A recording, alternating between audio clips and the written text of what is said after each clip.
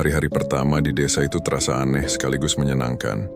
Aku dan teman-temanku, ada Bima, yang tubuhnya paling besar tapi sebenarnya penakut, dan Gilang, yang cenderung cuek dan sok berani, mulai beradaptasi dengan kehidupan yang jauh dari hiruk-pikuk kota. Pagi-pagi kami sudah terbiasa bangun dengan suara ayam jantan dan lonceng sapi. Nggak ada suara motor lewat atau alarm HP yang bikin kepala sakit. Warga desa sebagian besar bekerja di ladang atau sawah, menanam padi dan jagung. Sebagai mahasiswa KKN, tugas kami sederhana, membantu kegiatan warga, mengajar anak-anak di balai desa, dan ikut gotong royong. Aku suka mengajar anak-anak desa itu.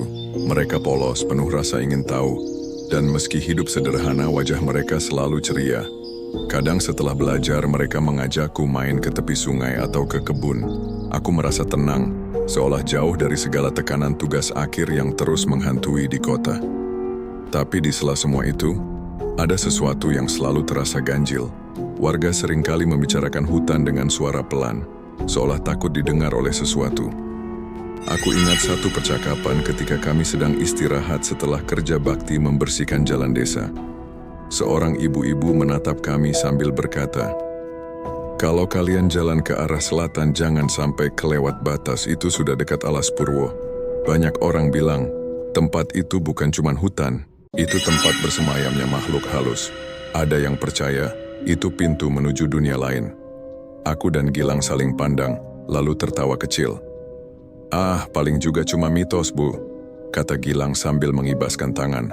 Tapi si ibu hanya diam, matanya tajam, seperti tidak suka dengan tanggapan kami. Lain waktu seorang bapak tua bercerita lebih rinci. Katanya pernah ada orang desa yang nekat masuk hutan malam-malam. Katanya ingin mencari kayu bakar, tapi sejak hari itu dia tidak pernah kembali. Bahkan setelah berhari-hari dicari, yang ditemukan hanyalah sarungnya, tersangkut di dahan pohon, basah oleh embun. Bima mendengarkan dengan wajah pucat. "Terus, orangnya hilang, Pak?" tanyanya terbata. Bapak itu mengangguk pelan. "Hilang. Dan sejak itu tidak ada satupun warga yang berani masuk hutan saat gelap. Bahkan siang hari pun ada batas-batas tertentu yang tidak boleh dilewati." Cerita-cerita itu awalnya hanya kuanggap sebagai bumbu lokal, semacam dongeng yang diwariskan turun-temurun. Tapi semakin banyak aku mendengar, semakin aku merasa kisah-kisah itu punya pola yang sama. Semua orang di desa percaya, dan cara mereka bercerita bukan seperti sedang melebih-lebihkan, melainkan benar-benar meyakini. Malam-malam di desa juga punya nuansa yang berbeda.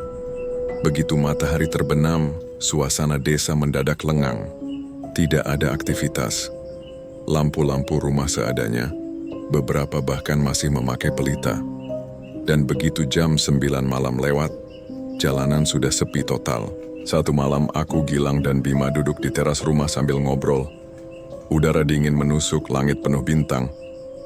Saat itulah seorang bapak yang rumahnya di seberang jalan menghampiri kami. Dia tersenyum ramah, lalu duduk ikut nimbrung. "Sudah betah di sini?" tanyanya. "Betah, Pak. Cuma suasananya sunyi sekali kalau malam," jawabku jujur. Bapak itu menghela napas. "Ya begitulah di sini. Malam bukan waktunya manusia. Malam itu milik mereka." Aku langsung merinding. "Mereka?" tanyaku. "Makhluk gaib, penunggu hutan. Kadang mereka menampakkan diri dengan suara gamelan. Kalau kalian dengar, jangan coba-coba mendekat. Lari sekuat tenaga." Suasana mendadak hening. Bahkan Gilang, yang biasanya sok berani, tidak bisa berkata-kata. Bima menelan ludah, jelas ketakutan. Aku sendiri mencoba tetap tenang, tapi bulu kuduku berdiri. Kata-kata itu terngiang-ngiang di kepalaku, dan entah kenapa, aku merasa itu bukan sekadar peringatan biasa. Hari demi hari berlalu, tapi rasa penasaran kami makin besar. Kami sering berdiskusi diam-diam, terutama Gilang yang mulai menantang. "Ah, masa sih gamelan bisa kedengaran di hutan? Itu kan cuma sugesti." Bima jelas menolak ide itu. "Jangan gila, Di. Orang-orang sini semua percaya. Masa kita nekat?" Aku sendiri terjebak di tengah. Ada bagian diriku yang ingin membuktikan kalau semua itu hanya mitos, tapi ada juga bagian lain yang merasa takut. Perasaan aneh yang kurasakan sejak pertama malam mendengar suara samar itu terus menggangguku. Dan tanpa sadar, rasa penasaran itulah yang perlahan menyeret kami ke malam paling mengerikan dalam hidupku. Stories that haunt you.